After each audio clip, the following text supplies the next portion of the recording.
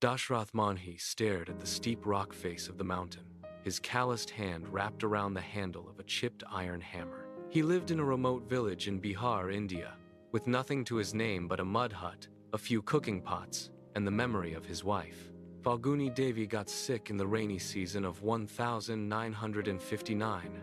Her fever spiked, she could barely stand, and the nearest clinic lay 70 kilometers away around the mountain. There was no direct path through the rock. Manjhi loaded Falguni onto a wooden cot, grabbed 4 neighbors to carry her, and ran the long road around the mountain. The rain turned the dirt path to mud. The men slipped with every step. Falguni's breathing grew shallower by the kilometer.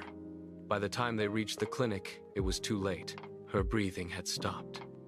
Manjhi paid for a simple wooden box to carry her, then walked the same 70 kilometers back to the village alone. He buried her at the edge of the village and walked straight up to the mountain that night. He picked up a hammer and a chisel the next morning and announced he would carve a straight road through the mountain. The village gathered to watch. Old men shook their heads. Women whispered that grief had broken his mind. Young boys laughed and called him the madman. No one offered to help.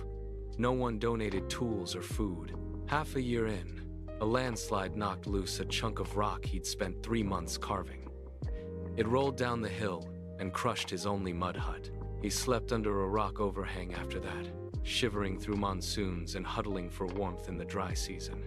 A year in, his hands blistered so bad the blisters turned to permanent, thick calluses. His hammer broke 3 separate times.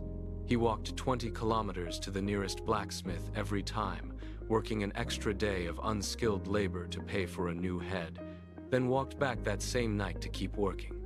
Years stacked on top of years. The boys who called him mad grew up, married, and had children of their own. The old men who shook their heads were buried in the village cemetery. The mountain still stood tall, but a thin, clean cut started to carve through its ancient core. When 22 years had passed, Manjhi swung his hammer one last time, and the final chunk of rock fell away. He stepped back and looked. The path stretched 110 meters long, straight through the mountain. What once took 70 kilometers to travel around, now took just 15 kilometers to cross. That road, carved with 1 hammer and 2 bare hands, still carries sick villagers to the hospital every single day. A man with no money, no help, and no power cut 55 kilometers from the journey and saved thousands of lives, one strike at a time.